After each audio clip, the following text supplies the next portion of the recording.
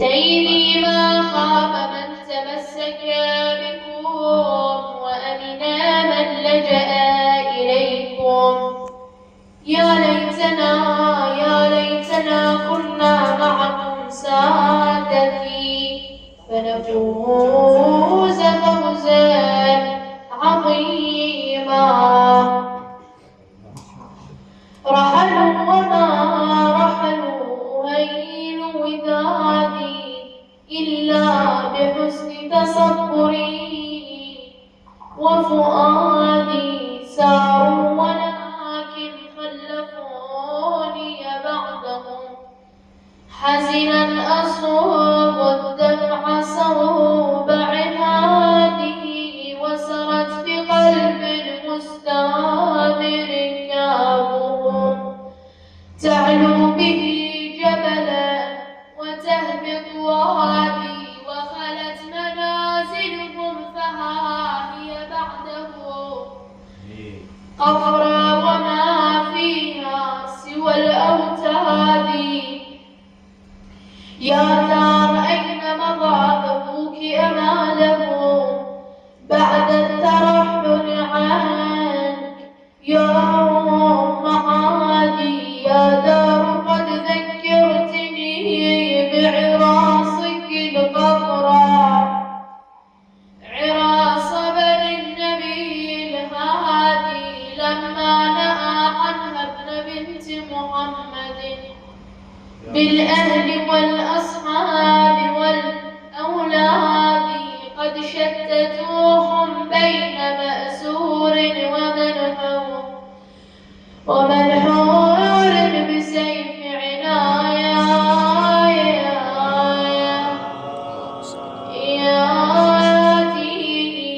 هذا بسامراء وذاك بكربلاء وبطوس ذاك وذاك ببغداد.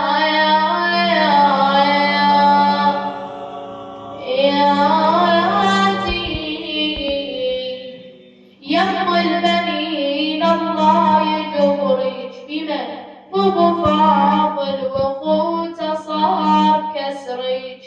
بنات الزهرة العلويات في الدار ودقت الباب صاحت الجارية من الطارق قالت امرأة تريد الدخول على زينب.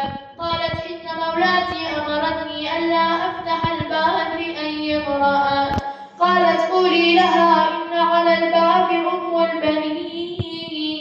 سمعت صوتها زينب صاحت يا الفواق فكن الباب فكن الباب فكن الباب فكن الباب وتلقن شريكتنا بالأبصار. هاي أم البنين ونسل الأطياب الراحة لها شبون 4 أعزاب. يقول الشرع والطيح نفت هم البنين تقوم والطيح ويا نهلك يا زينب راحة والصيح. يقول واحد أم البنين طبت ما عرفت زينب لأن زينب حتى أهلها ما عرفوها من كثر المصائب. يقول تعدت عباس من زينب ترى وتنشد النسوان يا أهل المرأة. يعني زينب ها كثر متغيرة يعني زينب ها كثر متغيرة. سيدتي زينب إن شاء الله ابن العباس ما قصر وياك إن شاء الله ابني بيض وجهي عند فاطمة. أنشدك على راعي المحن إيش سوى الخواتم النخن بعد وإن كان ما راضين عنا لك صيد كربلاء وعاتبنا بإجازتكم وحرب حليب الشرف منا. لا يا أم البنين أبو فاضل ما قصر يقول لنا والندر بحليبهن وفجار بعد ربويتنك يا حسين خوان.